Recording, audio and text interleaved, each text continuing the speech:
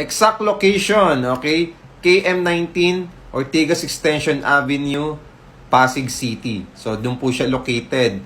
Harap lang po siya ng Countryside or KFC Countryside Pasig. Malapit lang din po siya sa SM City Ortigas. Okay, sa SM East Ortigas. So, ang kagandahan dito guys sa location ng project natin, okay, merong itatayong MRT4, okay? So, kung isa-search nyo yan, MRT4 project, papunta yang Taytay, Manila East Road, Tikling Junction, Cainta Junction, St. Joseph, Rosario, Meralco Ave, EDSA, Green Hills, Colonel Boni Serrano at sa N. Domingo.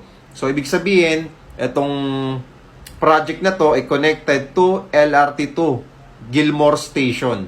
So, napakaganda ng location ng project na to. Ang lalabas mo lang ay 10,000 cash out only at pwede ka nang makamove in. So, kung wala ka namang pag-ibig, pwede pa rin bank financing at gamitin natin yung loan through BDO, BPI, and Security Bank. At kung ayaw mo magbangko, ayaw mo mag-pag-ibig financing, meron din namang in-house financing. Okay? So, pwede kayong mag-avail dito guys. Napakaganda ng projection dito, ng appreciation value. Pwedeng tumaas din agad bukod sa SM East na malapit yung project natin. May malapit na mall, may malapit na schools. Okay? At the same time, yung mga supermarket, yung mga grocery stores, napakalapit lang dito. Meron ding itatayong sariling mall yung project natin. So,